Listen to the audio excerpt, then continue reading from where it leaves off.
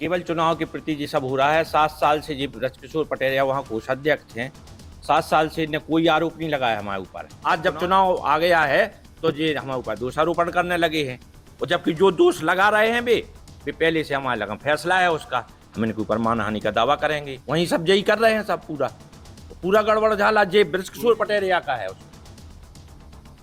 Kundeshwar trust का मामला गरमाया, आरोप प्रत्यारोप की तीरंदाजी जारी। आज सूर्या होटल में एक प्रेस वार्ता आयोजित की गई और लगाए गए सारे आरोपों को निराधार बताकर मीडिया को अवगत कराया गया है।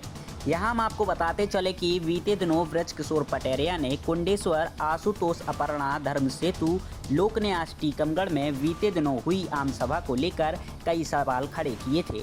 बुलाई गई आम सभा में मनमर्जी के प्रस्ताव पारित करने का आरोप लगाया था। सचिव ब्रजकिशोर पटेरिया ने अपने साथियों के साथ मिलकर एक ज्ञापन टीकमगढ़ अनुविभागीय अधिकारी संजय दुबे को दिया और अनियमितताओं को लेकर आरोप लगाया था।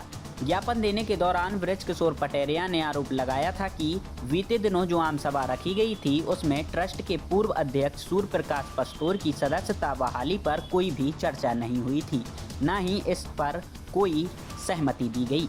इसके बाद भी ट्रस्ट के अध्यक्ष नंद किशोर दीक्षित ने अपनी मनमर्जी चलाते हुए सूर्य प्रकाश पस्तोर को सदस्य बना लिया है, जबकि मंदिर में अन्य सदस्य बनने की प्रक्रिया पर रोक लगी हुई है। अब इन सारे आरोपों को निराधार बताने के लिए सूर्य प्रकाश पस्तोर ने प्रेस वार्ता आयोजित की और प्रेस वार्ता में आरोपों को निराधार बताते हुए कहा कि आम सभा की बैठक में सदस्यता बहाली पर सहमति बनाई गई थी और करताल ध्वनि के साथ उन्हें चुना गया था। इस दौरान उन्होंने कहा कि जो बीते दिनों उन पर आरोप लगाए गए हैं, उन आरोपों का 11/7/2016 में एसडीएम ने फैसला सुना दिया था, जिसके बाद अपील भी लगाई गई थी। जिला सत्र न्यायाधीश के यहां पर 30/3/2017 को उस अपील का भी फैसला हो गया था। अब जो आरोप लगाए जा रहे हैं वह सारे निराधार हैं और उनकी छवि को धूमिल करने के लिए आरोप लगाए जा रहे हैं। उन्होंने यह भी कहा है कि अब वह मानहानि का दावा करेंगे, क्योंकि अगर कुछ भी गड़बड़ी थी तो 7 साल से क्यों नहीं जांच कराई गई, और मैं गलत होता तो मुझ पर एफआईआर भी की जाना चाहिए थी। अब यह सब चुनाव के लिए षड्यंत्र पूर्वक कार्रवाइयां की जा रही हैं। कल ब्रजकिशोर जी पटेरिया ने, जो मंदिर ट्रस्ट के कोषाध्यक्ष हैं अभी, उनने हमारे ऊपर आरोप लगाए हैं कि इनने जो मंदिर ट्रस्ट के सदस्य बनाए गए हैं वो फर्जी तरीके से बनाए गए हैं। जो आम सभा हुई है वो फर्जी तरीके से इनने अपना प्रस्ताव लिखवा लिया है, जबकि आम सभा में 16 तारीख को जो आम सभा हुई है 16/2 को, उसमें विधिवत दुर्गा प्रसाद जी यादव ने हमारा प्रस्ताव रखा था सदस्यता बहाली का, और करतल ध्वनि के साथ सभी लोगों ने उसका समर्थन किया था कि पस्तोर जी की सदस्यता बहाल की जाए। इस बार आप चुनाव लड़ेंगे? बिल्कुल लड़ेंगे, ट्रस्ट का लड़ेंगे अगर सभी लोग कहेंगे, न्यास के लोग। अच्छा, तो सभी इसी चुनाव को लेकर केवल चुनाव के प्रति ये सब हो रहा है। 7 साल से ये ब्रजकिशोर पटेरिया वहाँ कोषाध्यक्ष हैं। 7 साल से इन्हें कोई आरोप नहीं लगाया हमारे ऊपर। अब चुनाव की स्थिति में को ध्यान में रखते हुए अब आरोप तय करने लगे हैं, जबकि जो आरोप वो लगा रहे हैं उसका एसडीएम महोदय टीकमगढ़ ने फैसला कर दिया था। हमारा 11/7/2016 में उसका फैसला हुआ था।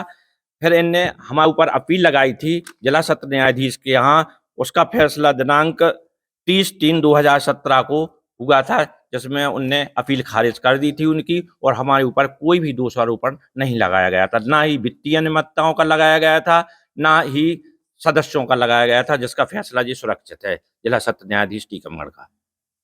तो आप इनकी अगर ये आरोप लगा रहे हैं और न्यायालय ने जब आपको दोष मुक्त कर दिया, आगे क्या करेंगे? हम इनके ऊपर मानहानि का दावा करेंगे। जिस 7 साल तक हमारे वहां पे कोषाध्यक्ष पद पे रहे, जिस 7 साल में बाउचर देखते हुए हमारे जो दोबारा जांच करवा लेते हमारी, क्या इनने गलत काम किया है, अगर हमने गलत किया है तो हमारे ऊपर एफआईआर करवाते। 7 साल में इनने क्यों नहीं करवाया?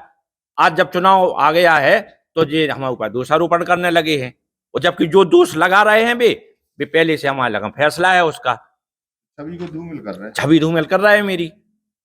मैं 3 बार वहां का ट्रस्ट का चेयरमैन रहा, मैंने वहां पे बिल्डिंगें बनवाई, काम किया, 60 किलो चांदी जोड़ के भगवान के आभूषण बनवाए जो आज सुरक्षित है वहां पे। और न्यास की अभी आम सभा में ब्रजकिशोर पटेरिया जब तदर्थ समिति के कोषाध्यक्ष थे, जब ये 4.25 लाख रुपया मंदिर से ले गए और 17 दिन बाद भगत राम यादव प्रबंधक ने जब उनसे कहा कि पंडित जी ये पैसे कहाँ गए, बैंक में क्यों नहीं जमा की, रसीद दो इसकी। जब 17 दिन बाद इनने वो पैसे 4.25 लाख रुपया बैंक में जमा किए और भगत राम यादव को मंदिर से प्रबंधक पद से हटा दिया गया। ये है इनकी कृत्य। अभी एक बानपुर दरवाजे के संतोष जोगी हैं, उनसे 5500 रुपये 5200 रुपया लिए और 2500 रुपये की उन्हें रसीद दी गई। वो कल मंदिर गए थे, उनने कहा कि ब्रजकिशोर पटेल ने हमसे पैसे लिए थे 5200 रुपया। नाम का है वो, संतोष योगी नाम उसका।